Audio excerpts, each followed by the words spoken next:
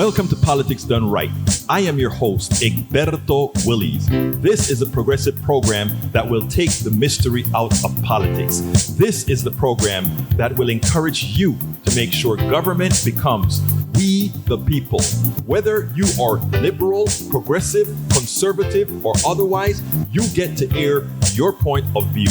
We are an independent media outlet that, unlike mainstream media beholden to corporations, we only owe allegiance to you. Remember, you can also send me a tweet at EGBERTOWILLIES. That is at Egberto Willies. Let us engage. It is Politics Done Right. Welcome to Politics Done Right from the studios of KPFT 90.1 FM, Houston, your community radio station. We have a great program for you today. I got a message from a good friend. One of the questions that she asked, she said, should journalistic objectivity be standard reporting? I said, yes, but journalistic objectivity has never existed. To begin with, journalists and or their producers choose the stories they cover.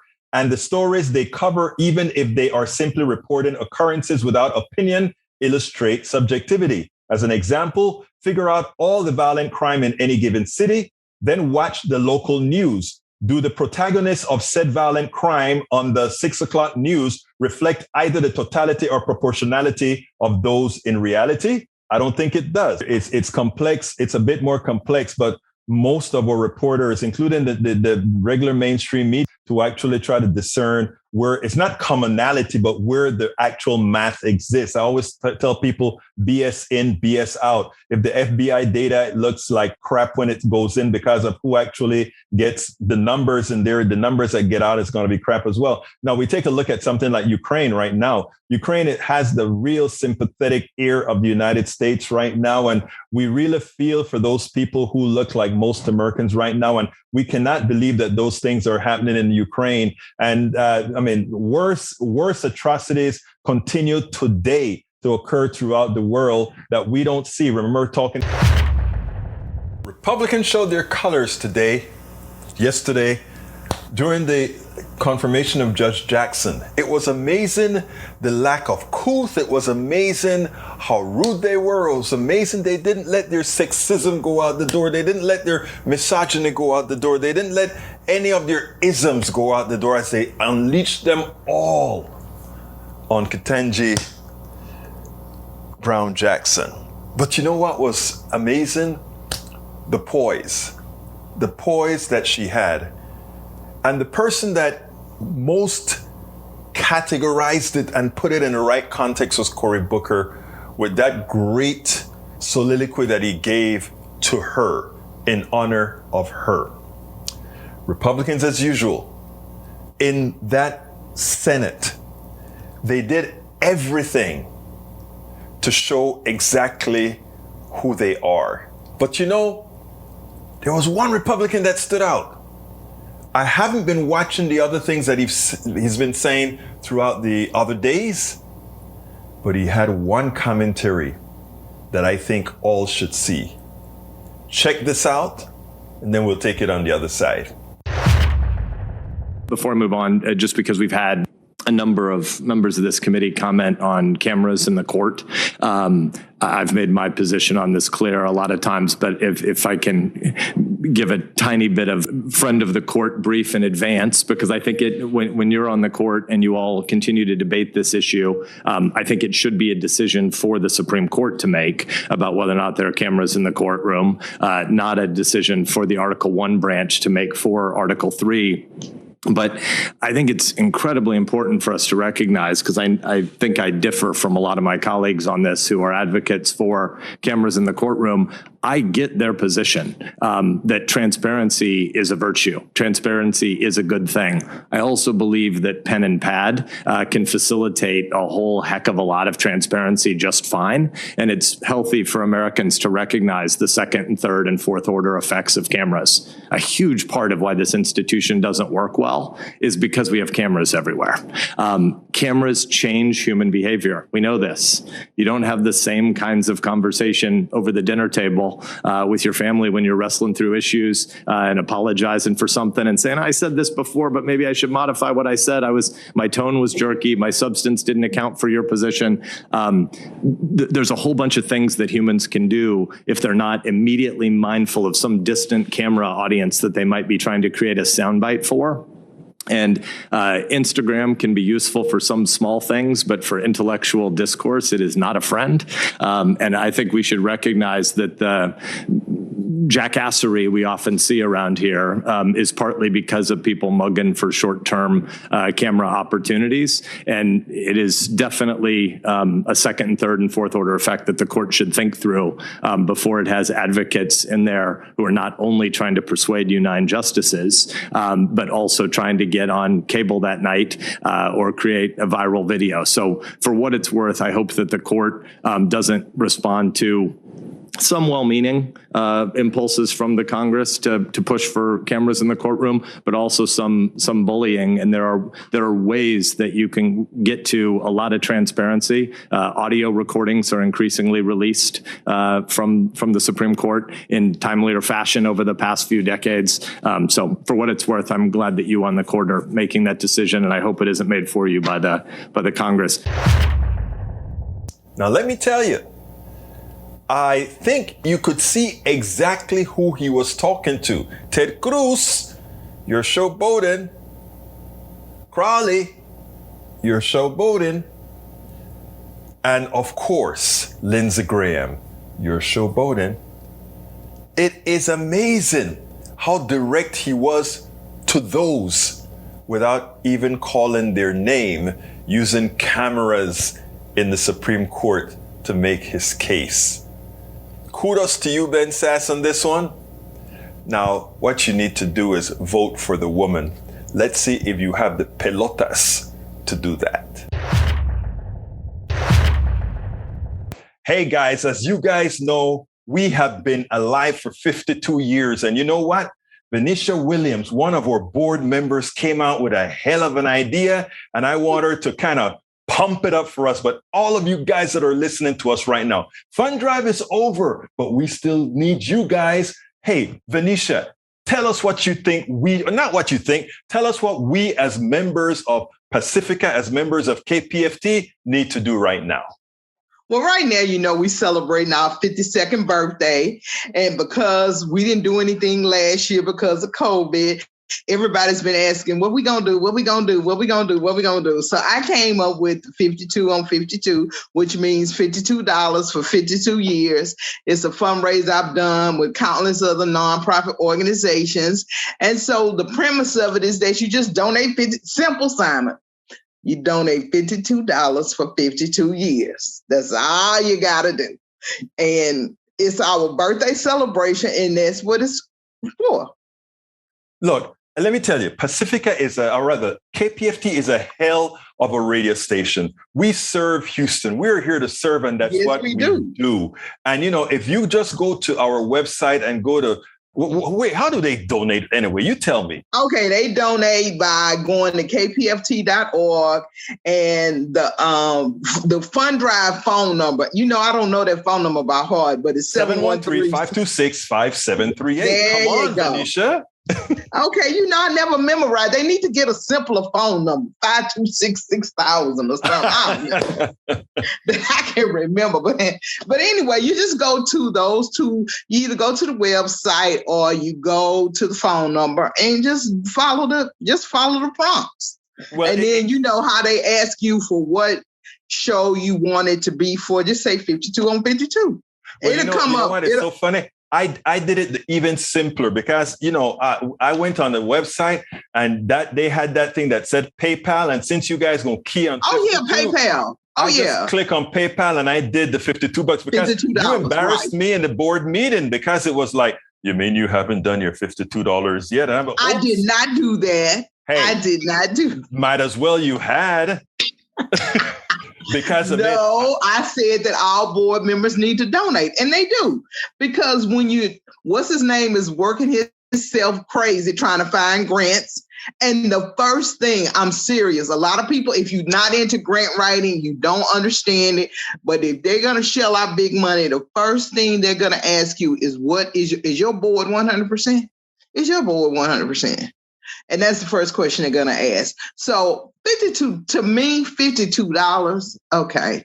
And let's say, okay, it's hard times or whatever. You can stretch. I don't like to promote this, but you can stretch the $52 out for a year. But you know what, Venetia, I follow your lead. And the truth of the matter is, you've been working in this business for a long time in making sure that people get good programming and making sure that these nonprofit radio stations can stay alive, especially in these times when we need it. I just want to thank you because everybody knows this 52 on 52 campaign is yours. It has a ring to it. And for all of you that are listening to Politics Done right now, this $52. Look, Venetia is one of our trusted members. And I tell you what, that's so sweet. If she says 52 on 52, let's do 52 on 52. So call right now, 713-526-5738. 52 on 52, tell them that you want to give that $52. And I tell you what, the easy way, go to kpft.org and click the donate button or click the PayPal button, whichever one. Click PayPal. And choose $52 and keep this station alive. We're still working very hard to get that new building, that new equipment. And everything. We're getting a new building, y'all. And I got some ideas for that too, but I just did not say that out loud. Because all the parties haven't gotten together yet.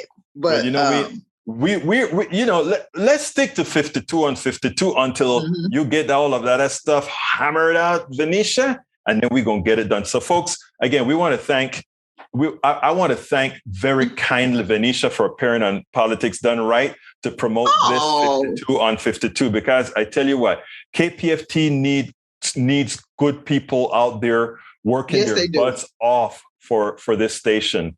And Venetia is one of our trusted members that's out there busting her butt for this station. Venetia Williams, thank you so kindly for coming on to KPFT. Thank you, and Bertal, you know I love you. You're one of my favorite people. Well, you know it's like ditto. Yeah, you one of my favorite people. We got it, girl. Thank you very much. All right. No, thank you. And thank you, everybody. 52 on 52. There you go, 52 on 52. Thank you, folks. We're here today with Will Morovitz. He's a professor of political science for Alamo Community College and Texas State University for 3 years. He was a police officer for the city of San Marcos, Texas, having graduated top cadet from the Basic Training Academy of the University of Texas at Austin. He holds a Master's of Arts in Political Science from Texas State University and a PhD in Public Policy and administration from Walden University. He is a native of Uvalde, as we say in Texas. Uvalde, yes, Texas. Welcome to Politics Done Right. William, how are you doing today, my friend? I'm doing well, sir. Thank you for having me on. I appreciate it. Well, I don't know if you're going to want to be on because you're in a dangerous spot, brother. I mean, you're an ex-cop. Well, you're still a cop or not a cop? I know you're a professor. No, I'm a professor, yeah. I haven't been a cop for a while, actually. Yeah, I was warned that. No, actually, no. I don't know what you were warned about, but actually, we're pretty cool here. We like everybody here, you know. Yeah, well, I watched some of your previous videos and saw it, and so I thought it'd be a good time to come on. Yeah, we're super fair here. Anyway, before we get started, tell me a little bit about yourself. What made you want to become a cop? What was intrinsic to you that said, this is what I want to do? Well, growing up, I guess I had a little bit of a fascination with superheroes, and you can tell I've passed that on to my sons. Just that helping people, that putting yourself at risk to help others, to just always being there. But I really never thought about being a cop. I was more at times thinking more of the military. Unfortunately, my hearing is in one of my ears has been bad since I was a little child. So the military wouldn't take me. But it was after 9/11 is when I said, okay, policing might be something I would do just to give back to the community. So it was really that event, which I was 22, just turned 23, I think. So it had a real big impact on me. And that's when I went and did it. Unfortunately, family issues, being a cop isn't very friendly to your marriage oftentimes, as it is with all first responders, firefighters, EMS, because the scheduling and just the things you see and things like that. And my family is, most of them are teachers themselves, my uncle, my mom, my dad, my sister. So I thought, okay, if I want to have time for my sons, after my divorce to be there whenever they needed me, if I had the same schedule they do, it works out pretty well. So that's kind of how I ended up. Yeah, that's how I ended up in teaching. Now, let me ask you this. What kind of cop were you? And you know what I mean? Were you one of those like tough cops that you wanted to show that, me, or were you kind of because let me just tell you, I give cops a hard time because a lot of times it's justified, but I've met very good cops as well. In fact, I've written blogs on cops that have stopped me and given me such an attention that I've written the blog and gotten one of them a commendation because of the blog that I wrote on that particular cop. So for me, it's just about doing the right thing. What kind of cop were you? Well, I was in my mid-20s, and I just describe it as I wanted to help people, not to make their lives miserable. Right. So obviously San Marcos is a college town. So a lot of the stuff we dealt with was college students drinking and doing stupid stuff. And, I was pretty laid back. If you were respectful, I'd give you a warning. I think I ran the numbers on my traffic stops. I think I gave a ticket on like 12% of all stops that I made. I had one college student say, "Man, you're a cool cop. I wish more cops were like you," because for me, and I know a lot of officers out there would not agree with what I'm about to say, but for me, I had a hard time at that age anyways, putting charges on a kid for doing stuff I did in college, and so as long as they're respectful, and like, if the party's really loud or neighbors are calling, shut it down. No, if I don't have to come back, no ticket. But then of course you had the kids that were like, screw you and all that kind of stuff. And at that point you're like, well, my grace is running thin. But I was always taught by my department, my field trainers, to start off always professional, polite and professional with every single person you encounter, and don't change unless they change. Right. And so some people, as one of my old sergeants used to say, just, they don't understand anything but cursing, or like a stern voice. But I always started off, yes, sir. I've been referring to you as yes, sir. That's just how I was raised. Everybody's yes, sir. Yes, ma'am. And, even younger people than me. And I tried to be a good cop that didn't just do his job, but that had integrity and made people, kind of look at law enforcement, maybe, in a more positive light. Cause when you're a cop, you never get called for anything good, right? Everything you do is because someone's hurt, someone's in need of medical attention, traffic accident, any of those things. And so, it can get kind of jaded for the officer, but for the people you're dealing with, they may end up with a perception of cops are just a bunch of assholes or something like that. And I always try to go out of my way to just be who I am as a person, and let them see me for Will Morovitz, not just some white guy in a cop uniform. And when 9/11 happened, I was actually a youth minister at the time. So I never really had that kind of like forceful, edginess to me when I was working. No, but I am sure, and I'm sure that in hanging with a whole lot of other officers, that you did see that negative behavior, that one that said, I'm a police officer, I'm in charge. This is just how I am. Did you see that? Yeah, there's a couple people I worked with. I worked night shift my whole career. So, I really only got to know probably about 20 officers well, out of the 87 that worked there at the time. There was a few that they might start off but professional, but they were very easy to get upset, like become the pissed off police officer.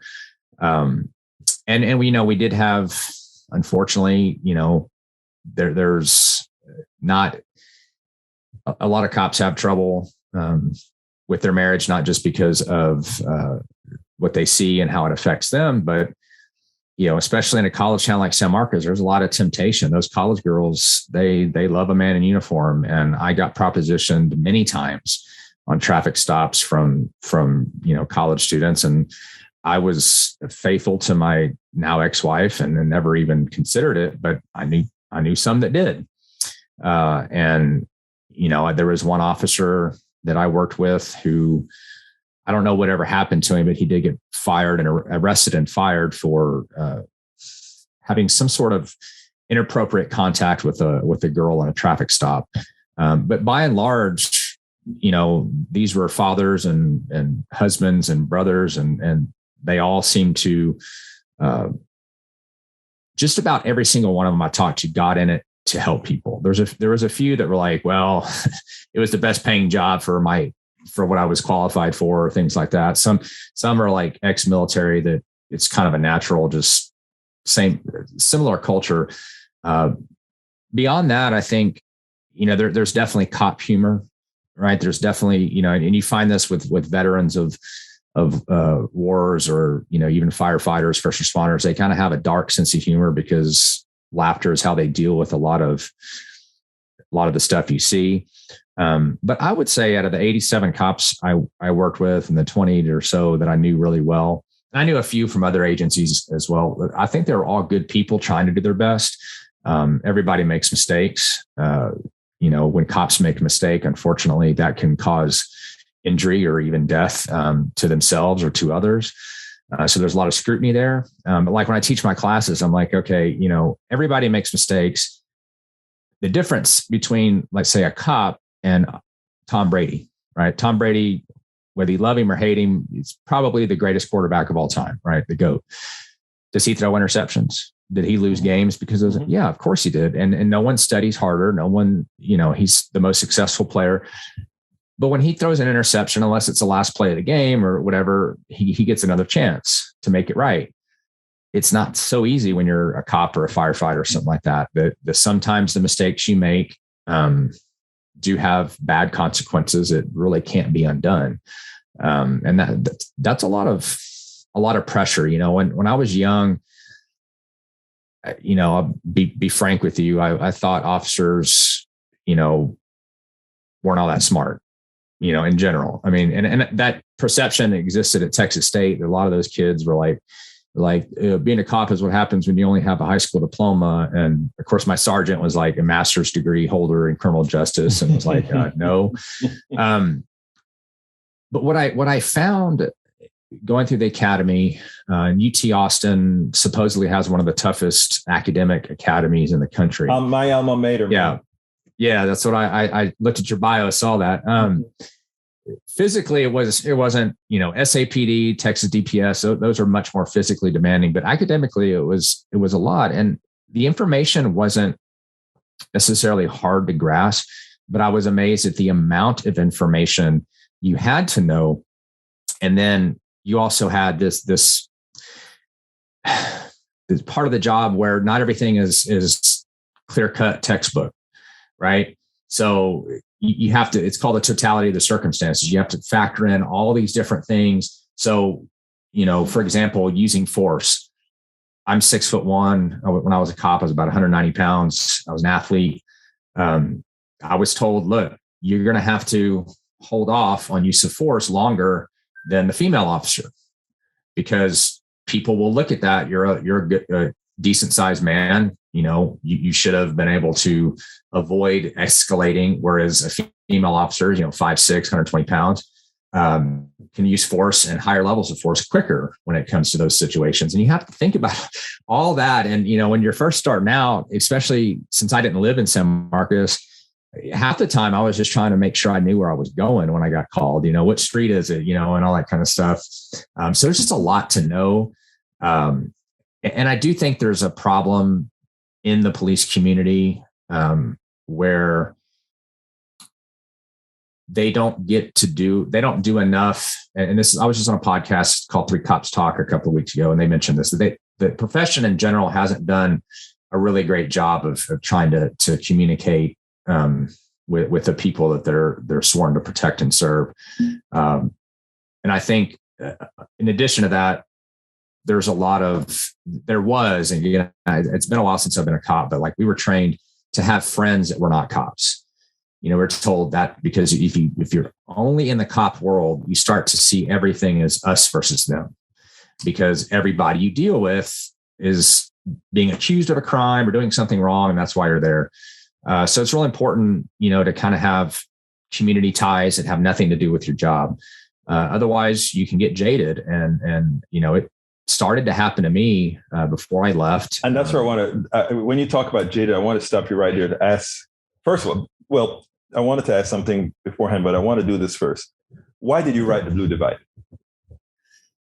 Well, I wrote it because I wanted people to understand how cops are trained, what the law says about use of force, and what the academic data says about use of force, specifically when it comes to deadly force for Black Americans, because you've seen the last 8 years since 2014, Black Lives Matter becoming part of the mainstream. And of course, after George Floyd was murdered, Black Lives Matter had a profound impact, not just here, but in the entire world. And I knew that, obviously there are times when, Chauvin went to prison and he got what was coming to him. They say, there's a saying that nobody hates a bad cop more than a good cop. But some of the other cases, I thought there was some misinformation out there. I thought there was misunderstanding about what cops are allowed to do. I would hear people say things like, well, why don't you shoot him in the knee? President Biden said about Officer Reardon that shot and killed Ma'Khia Bryant. Why didn't you shoot her in the hand? And, we're not all Bruce Willis and Die Hard, where we never miss and we can shoot, 1,000 yards away or something like that. So I just wanted to kind of bridge that gap between people who may not have the highest opinion of police and those that support them, and specifically for communities of color, because there's no doubt about it that the history of policing in America, especially in the South, is fraught with racism and injustices. I want to correct that, because, I think the South get too often a bad rap. I live in the South, and right. I've been stopped in the South and the North and elsewhere. And the truth of the matter is the way I see it, cops are cops are cops.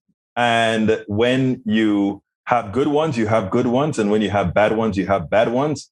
Now, I'm going to tell you I actually call several of the good ones bad ones because they allow the bad ones. They turn their eyes away from all the bad that the bad ones what are they doing. call the blue wall. They're complicit. Okay.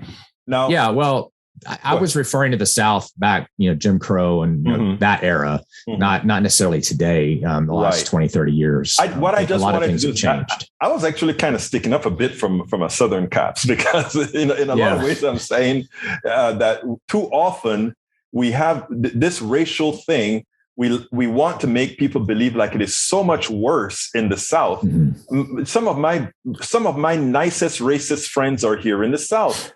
We love each other.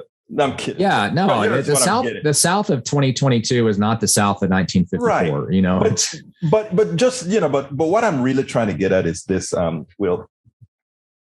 And I just kind of scanned your book. So I didn't get to see some of the flavor of the book that I'm hoping an interview can get out.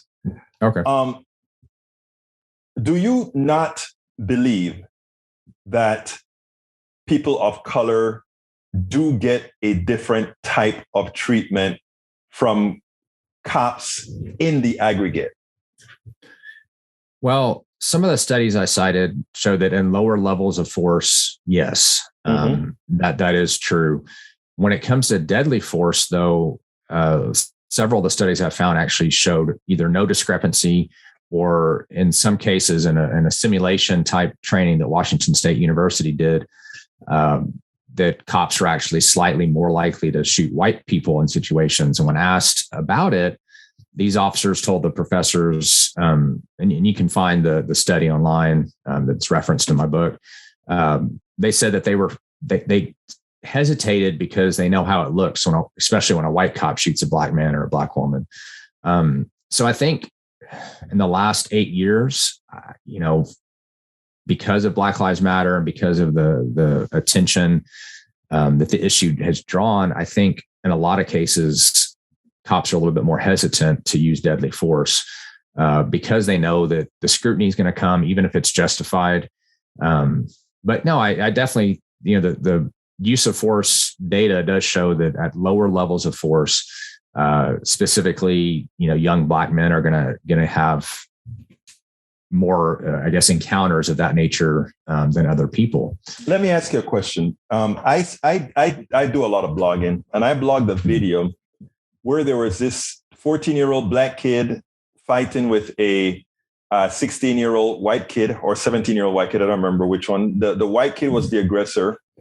They're fighting in the mall. 2 cops came. They didn't use deadly force, but they broke the fight up. They put the white guy to sit, and they threw the black guy down on the ground, sat down on him, put handcuffs on him.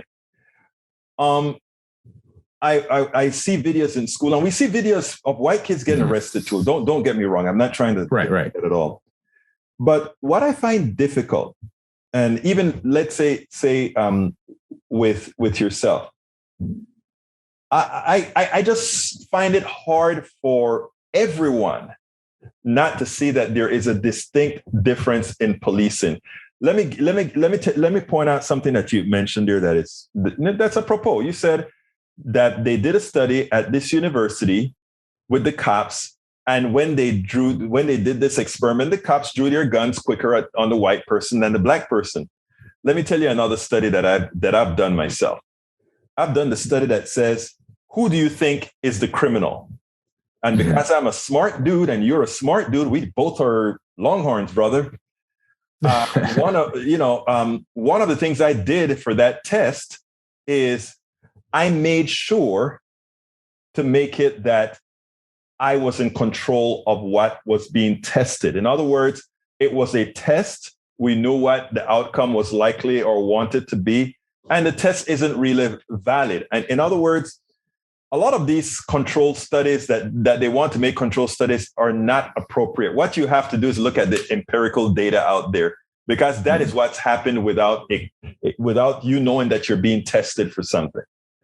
Do you follow what I'm saying there?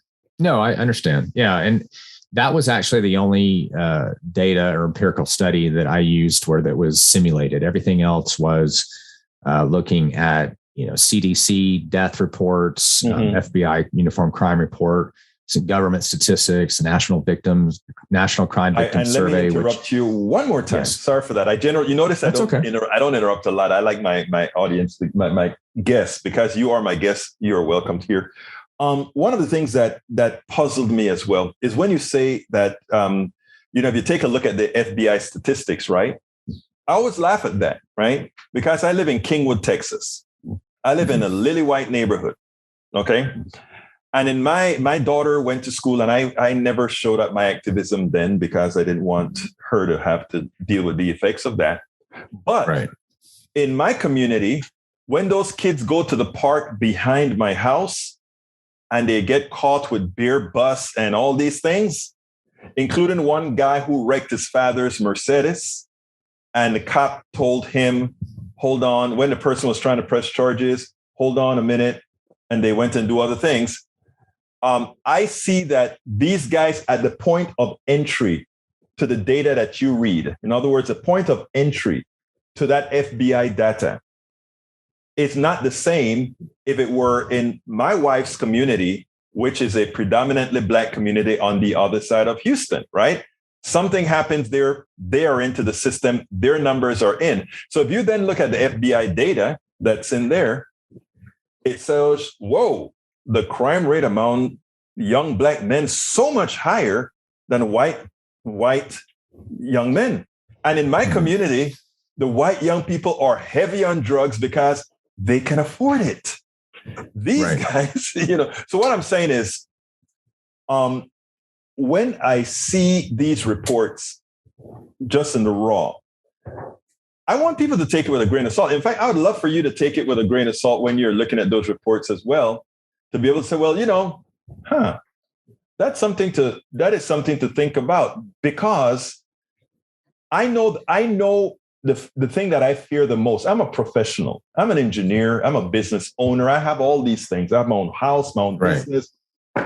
And when I see a cop, my heart's right here in my throat. And I'm a grown man. Yeah. That's not accidental, Yeah. Well, I'm not trying to that's what we're having a negate conversation. what you're saying, but when I get pulled over today, I get pretty darn nervous. Well, you should, because you wrote The Blue Divide. Yeah. But there's a little bit difference. I totally understand where you're going with the crime reports. There's a difference between the book is not about lower levels of force, drugs, or anything like that. It's about deadly force. And so when you look at the FBI uniform crime reports, the chances that a department is not going to report that they had to kill somebody is extremely low. All right. We know this because... Hold on. I got to challenge you there. And let me tell you why I'm challenging you there. Okay. When we had, what's the name of when Chauvin killed the man, that report didn't say he killed the man on the neck. That report said, and this is why I said BS in, BS out. That report said he died of accident or some sort of natural causes or something like that. If that young girl didn't have the video on so that other people would have seen it, that would have been classified in the FBI data not as a murder, not as killing by force, but something else. Well, usually what they do is they refer to it as homicide, which does not necessarily include murder. It's true. You're right. Yeah.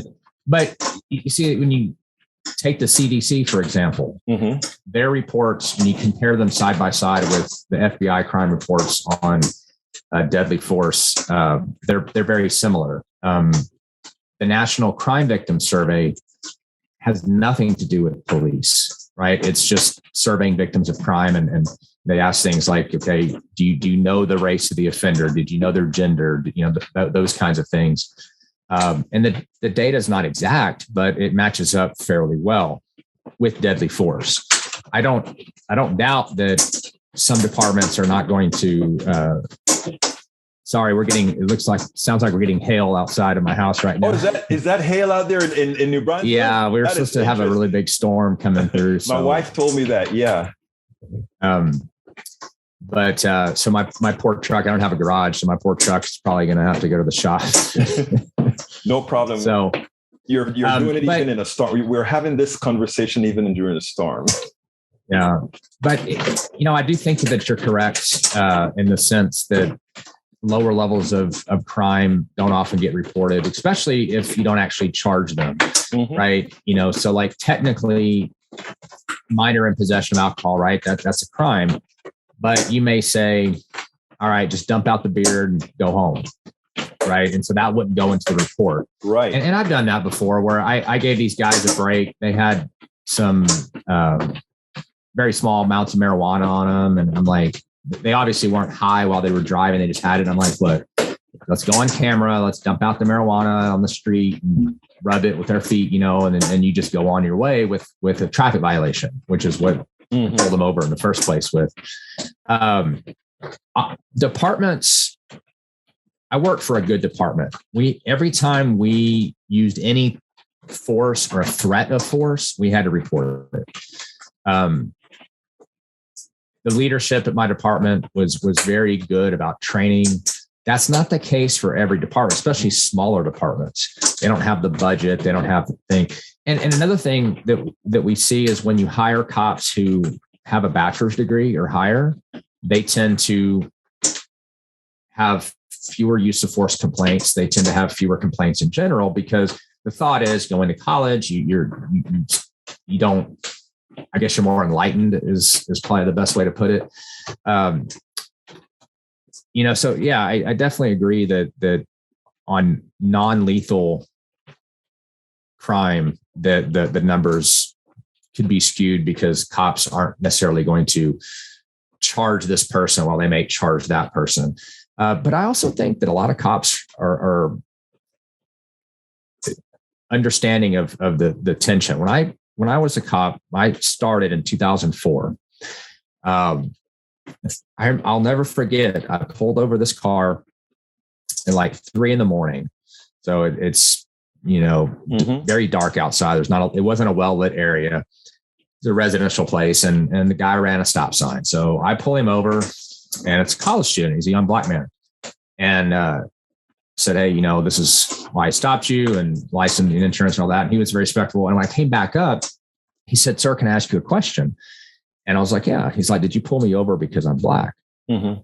And I was shocked at that. I was like, "Oh crap, this is," I knew this was going to happen eventually, right? It was going to be that. And I was like, "Well, sir," I was like, "It's 3 a.m. I didn't know who was behind the wheel of the car because I can't see into your car." And he's like, "Oh, that makes sense." And everything was fine. And I just use that example as I was aware of how my actions towards people of color would be perceived. Not just because I'm white, but also because I'm a cop, right? So I think more understanding from police in that context would be beneficial, is why I said, when I did that podcast, 3 Cops Talk, they even said, we haven't as a profession done a good enough job. And in San Antonio, there's stories where the neighborhood cop comes by and plays basketball with the kids in the street and stuff like that, where it's a white cop and black kids or Mexican American kids or other Hispanic groups. And I think that needs to be put out there more, to realize that there are people behind the badge. Sometimes they do bad things. Most of the time, they're just trying to do their job and get home to their family. But I think we definitely need to punish those cops who abuse their authority, whether that be in a sense of, Derek Chauvin.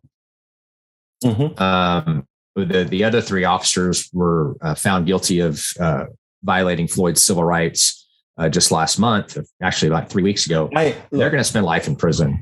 I am with you there, but it has to start somewhere, and but I also think it has to start with a little bit of reflection. And that is that I think cops, and by the way, this is not only white cops. I really mean it, because there's something about cops when even black cops, there are certain black cops in a black neighborhood that'll treat those kids worse than some white cops in that neighborhood. So understand what I'm saying. My thing is always to find solutions to issues. And there is, in fact, a problem with cops and the minority community. And I think folks have to, as opposed to looking at, let's say, the FBI numbers and all those kind of things, right? Which, yes, that has to be a part of the discussion. I think you have to also look at what people perceive and feel, which is something that I think you just said, that one of the problems with the police officers is they don't communicate things. But I also think we have to be honest to realize certain things, right? Cops in general, and you tell me, and I think we want to be honest. Because of what we put out there, because of the narrative, cops are generally more fearful of black men. Don't you agree with that? Well, I can't speak for others. Aggregate, possibly. You started out telling me you were in the ministry and all that, so you kind of have an idea of how to talk to people. But a lot of these, you're from Uvalde. Come on, there are a lot of these folks in these different towns in Texas or anywhere, these little towns, that they're fearful. And more so of somebody who would look like me. And I just wish cops would just come out and say, man, I've had some of them tell me, by the way, I have relatives that are cops, as well. And come out and say, yeah, that's the narrative. Their first instinct, it's like that thing that I showed where they attacked the black kid, threw the black kid on the floor. I think we have to admit that that bias is ingrained. And I'm not trying to make it a good thing or a bad thing. I'm saying it's just a thing. Yeah. Well, and knowing a thing we can work on. I would agree with that. I mean, not having seen the video you're referencing to, but I've seen other similar ones. One in McKinney, Texas, from a few years ago, where there's like a big pool party in one of those neighborhoods. I think that. Well, let's back up a little bit there. One of the first part of my book is about the training, because I wanted, my goal in writing this was to make things better between Black America and policing. And, I think what happens, to your point, is the perception, especially appearance, or maybe the way someone talks. I'll be honest. I pulled over a Black man in a BMW with a suit and tie. I didn't once for a second think he was ever going to be a threat. Right. I've pulled over white guys with wife beater shirts, the jeans, the heavy boots, and that chain link with a thing, and maybe some tattoos. And I think this might be, a bad dude.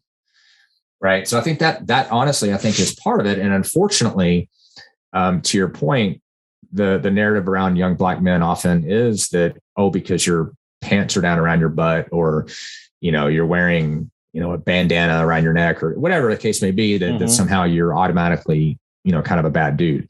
And I think that's unfair. You got to treat people. And my department was good about treat people how you want to be treated. Don't change that unless they're resisting somehow. Don't get stern with them. If they're compliant, just treat them like you would your neighbor. I think more of that needs to happen. But I also want people to understand what the law and the training actually says, because you see this a lot with, the police shot him and he was unarmed. Sometimes that can be an unjustified police shoot. Sometimes it can be justified. I write about this in my book. After I left law enforcement, I spent 4 years training mixed martial arts pretty heavily.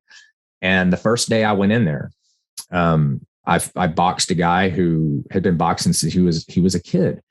I could not lay a finger on him, and he was just playing with me the whole time, and after about 18 months, 2 years or so, I remember a guy from the Marine Corps came in, and I made him tap out because he couldn't touch me. And I was just punching him, not really hard, but I just kept peppering him with jabs and stuff because he didn't know how to fight. And I started to think about that. I was like, you take your average high school wrestler, male wrestler. I would say out of an average high school male wrestler, 90% of them, and I'm just guessing, but 90% of them could probably tackle a cop and take their gun, because cops are not trained in that, usually are not trained. The ones that are have an advantage.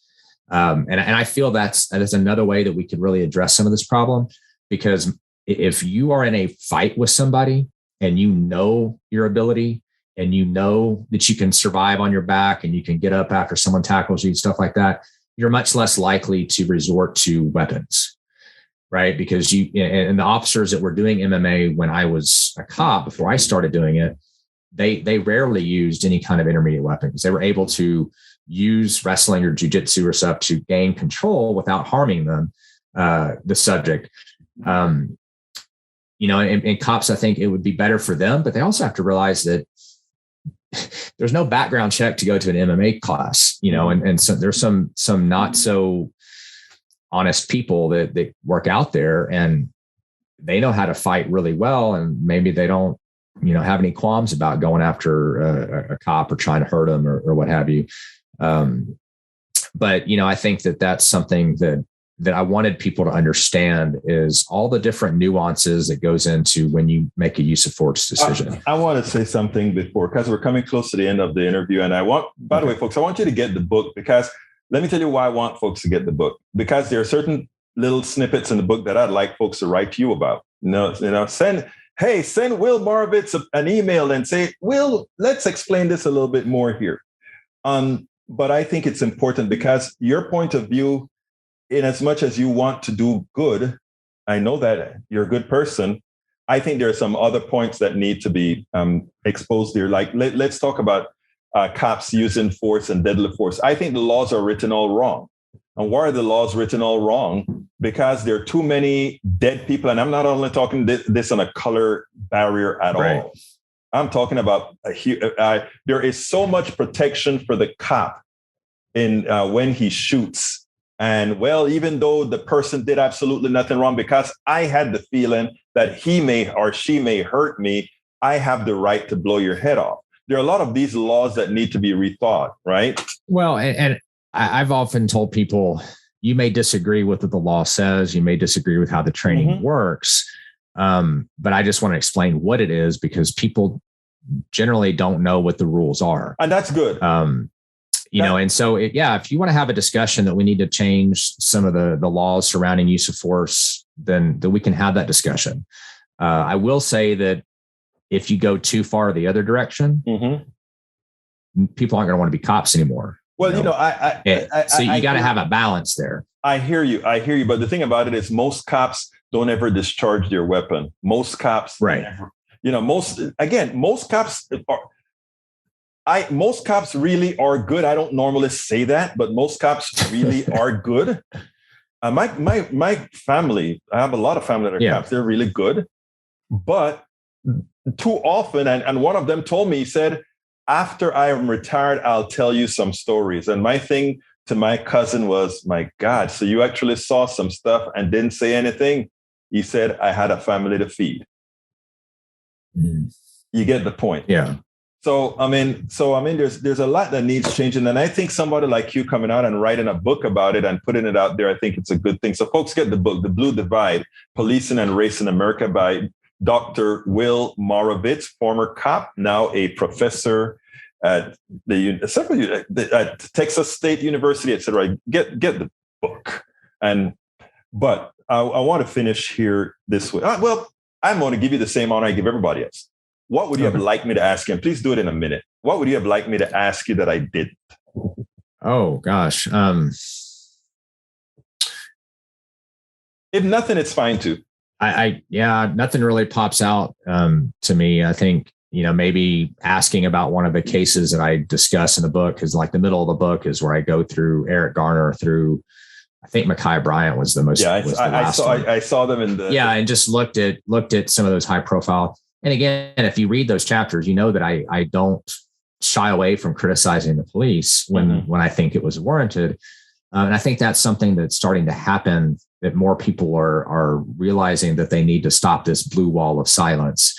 My department, like I said, was very good about that. When you stepped out of line, someone was there to pull you back. But in other cases, I just think that you can disagree with the law, but based on the law, that particular shooting was justified. Right. That's what I wanted people to understand. Because I don't know if I didn't see this in your book, whether you said at any point that it is the law, but it's probably a law that needs to be changed. I didn't really address that. No. Right. Okay. So what I'm saying is I hope people would read and see when you say, well, the law says this is legal. And we can say, well, you know what, that type of law puts my life in jeopardy whenever I'm in front of a cop. And let me tell you, when I'm in front of a cop, I'm the most civil person. My hands are on. You see me stop. You should look for the article that I wrote about that cop who kind of smirked at me because I was so, and it's the one that got the commendation because of the blog I wrote. Yeah. I'm always proper with these cops. Well, right? See, yeah, I carry a gun. I have license to carry, and I have it when I drive. There's a magnet right underneath my steering column. That's where I have it. So when I get pulled over, I'm like, my hands are all the way on the dash. And first thing I say is, I have a license to carry. The gun's right here. Can you please remove it? Or can I please get out of the car? That kind of thing. Go. Hey, look, Will, I got to go. This has been Will Morovitz, is a professor of political science for Alamo Community Colleges and Texas State University. Look, it's been my honor to have you as a police officer, as a professor, as a PhD to speak to. I hope people will get your book and send you their comments about it, about what they feel. So thank you so kindly for having been on. Well, I appreciate it very much. I enjoyed it too.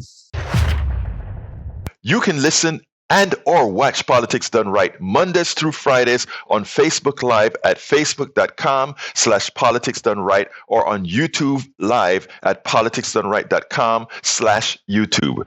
Please do not forget to follow me on Twitter for updates. My Twitter handle is @Egberto Willies, @EGBERTOWILLIES. But don't you forget, listen to us live on air at KPFT 90.1 FM on Thursdays at noon and at Fridays at 11 a.m. all Central Time. Please get one of my several books out there.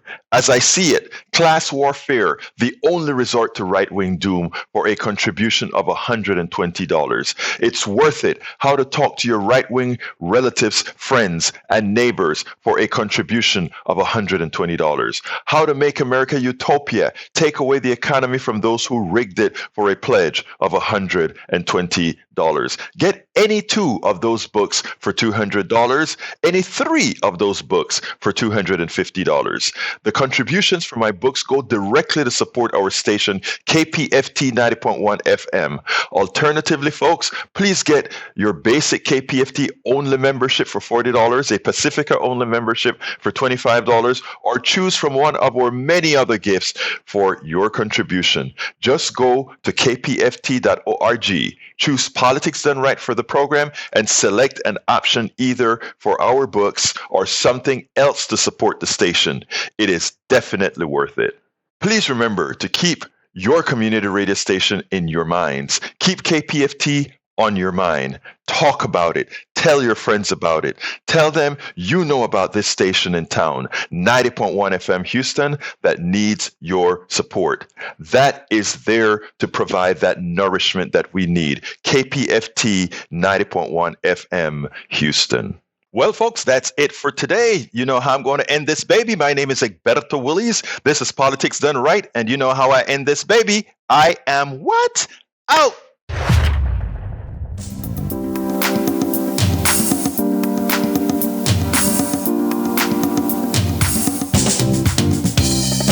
Welcome to Politics Done Right. I am your host, Egberto Willies. This is a progressive program that will take the mystery out of politics. This is the program that will encourage you to make sure government becomes we the people. Whether you are liberal, progressive, conservative, or otherwise, you get to air your point of view.